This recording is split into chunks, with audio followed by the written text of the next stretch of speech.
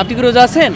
না, রোজা নাই। তা আপনি ইফতার করতে আসছেন দেখছি এখানে। ইফতারি করা সুন্নত, একজন ইফতারি করতে আসছে। আপনি রোজা আছেন?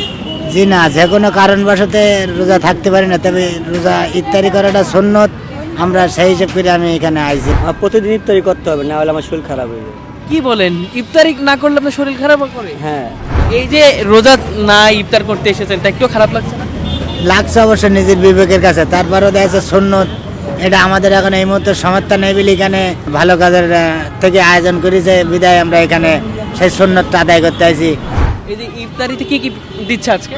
আজকে দিতেছে মুরগি, তারপরে খেজুর, তারপরে আচ্ছা আচ্ছা। পোলাও। আপনার ইফতারিতে সবচেয়ে কি কি হলে ভালো লাগে বলুন তো?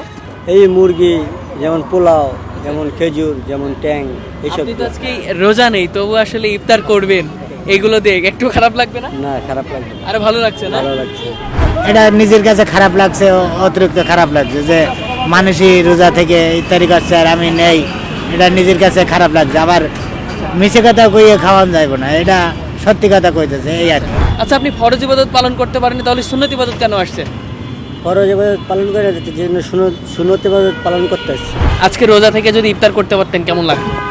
আলহামদুলিল্লাহ, খুব সুন্দর লাগছে। আর ওখানে রোজা থেকে ইফতারি করা আর না থেকে করা, এটা একটা ডিফারেন্স আছে। আচ্ছা আচ্ছা মনের কাছে একটা আনন্দিত, গর্বিত মনে হয় রোজা থেকে ইফতারি করাটা, আচ্ছা আচ্ছা। যে না ফরজ অথবা সুন্নত দুটোই আমি আদায় করলাম, কিন্তু এটা যেখানে আমি সুন্নতটা, ফরজটা পাচ্ছি না, আল্লাহর হুকুম, সুন্নতটা এক হচ্ছে, সেখানে নিজের কাছেও আমরা সম্পূর্ণটা আনন্দিত হতে পারছি না। আচ্ছা আচ্ছা এটার জন্য নিজেদের কাছে খারাপ লাগছে আর কি। আচ্ছা আচ্ছা। তবে চেষ্টা করছি, ইনশাল্লাহ চেষ্টা করবো। তা লজ্জা লাগছে না যে আপনি রোজা নেই তবু ইফতার করতে আসছি? লজ্জার কিসে? লজ্জার কিছু, লজ্জা তো লাগবেই। উঠতে পারিনি, তার জন্য লজ্জা লাগতে পারে। অবশ্যই লাগছে, মনে মনে অবশ্যই মুসলিম হিসেবে খারাপ লাগছে, কিন্তু চেষ্টা করবো এটা আগামীতে আমি পরিপূর্ণটা করার জন্য। আল্লাহ পাকের রহমতে। রোজা থাকি আর না থাকি এই জন্য ভালো লাগে না, কিন্তু আমি ইফতারি করলে আমার ভালো লাগে, সেই জন্য এখানে আসি। প্রতিদিন ভালো লাগে, সেই জন্য প্রতিদিন আসি। সবার উদ্দেশ্যে কি বলবেন যে রোজা না থাকলেও ইফতার আসলে করবে কিনা, এই বিষয়টা কি বলবেন?